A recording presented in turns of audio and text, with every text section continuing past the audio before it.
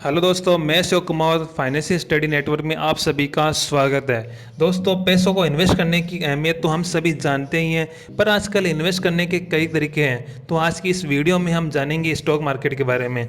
लेकिन stock market का नाम सुनकर बहुत से लोगों के दिमाग में कन्फ्यूजन पैदा हो जाता है कि ये स्टॉक मार्केट होता क्या है, कैसे इन्वेस्ट करते हैं, पैसे डूब तो नहीं जाएंगे, बहुत रिस्की होता है। लेकिन दोस्तों, रिस्क को हर चीज़ में होता है। गाड़ी चलाने पर भी रिस्क होता है। अगर आपको गाड़ी चलानी अच्छे से आती है तो रिस्क कम हो जाएगा।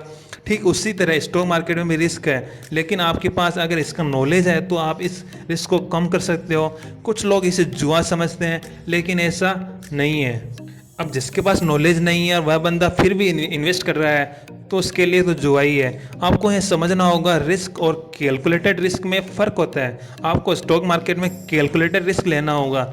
इसके लिए सबसे पहले आपको डिसाइड करना होगा कि आप कितने रिस्क ले सकते हो। अगर आप यंग हो और महीने में अच्छा पैसा कमाते हो और बचा भी लेते हो, तो आप स्टॉक मार्केट में ज़्यादा रिस्क ले सकते हो। लेकिन आप 60 साल उससे ज़्यादा के हो तो आपको कम रिस्क लेनी होगी।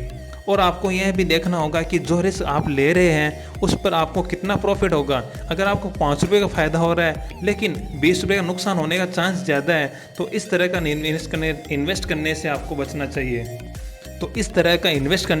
बचना चाहिए।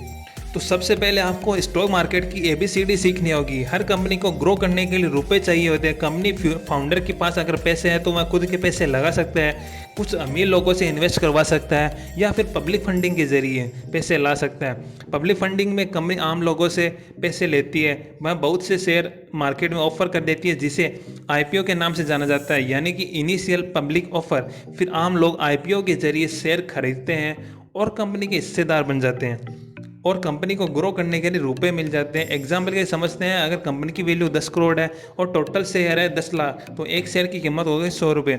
अगर आप कंपनी के 10 शेयर खरीद लेते हैं तो आप उस कंपनी के 1000 रुपये के मालिक बन जाते हैं।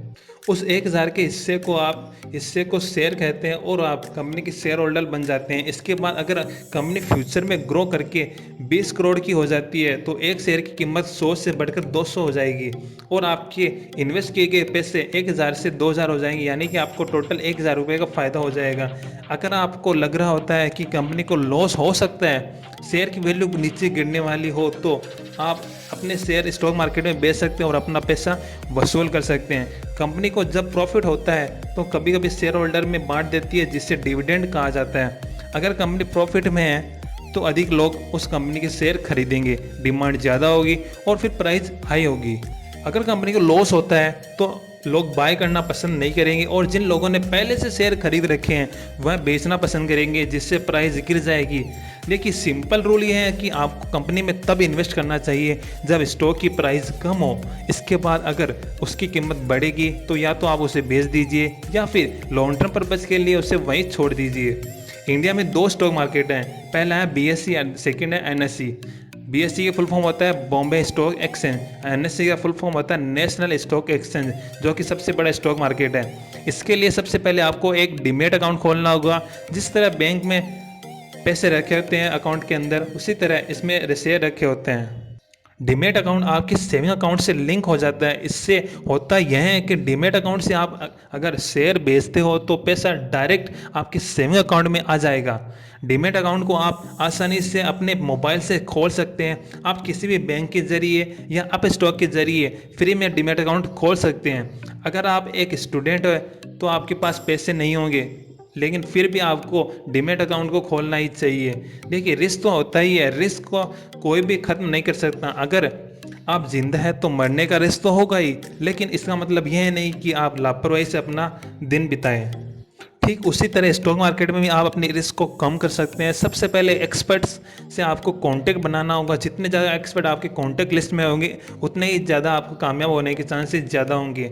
इसके बाद आप एक्सपर्ट पर सिर्फ इसलिए भरोसा मत करें कि वह एक्सपर्ट है, बल्कि आप भी अपनी समझदारी से कुछ और जानने की कोशिश करते रहें, ताकि आप कि एक दिन एक्सपर्ट बन जाए। साथ ही आपको यह बात ध्यान रखनी चाहिए कि सारे एक्सपर्ट हो ये ज़रूरी नहीं है। कुछ एक्सपर्ट को आप कंपनी पैसे देती है ताकि वो लोग अपने फॉलोअर्स को बोल सके कि उसकी कंपनी की ग्रो होने की पॉसिबिलिटी ज़्यादा है। इसलिए आपको यह कहा जा सकता है कि उस कंपनी में पैसा लगाए, जिस कंपनी ने उन्हें पैसा दिया है। इसलिए आप एक्सपर्ट पर भरोसा कीजिए, मगर अपनी आंख बंद करके नहीं। आपको इन्वेस्ट करने से पहले कंपनी का बैकग्राउंड तो ज़रूर देख लेना चाहिए।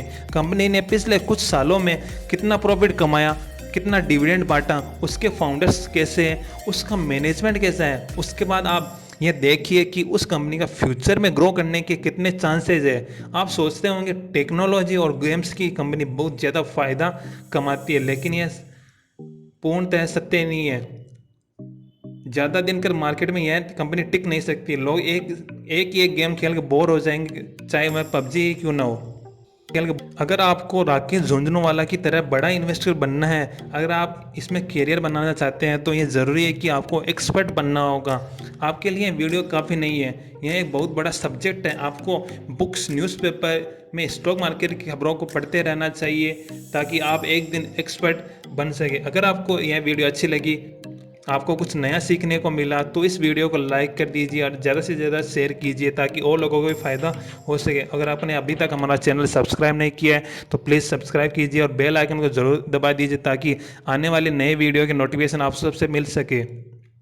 थैंक यू दोस्तों।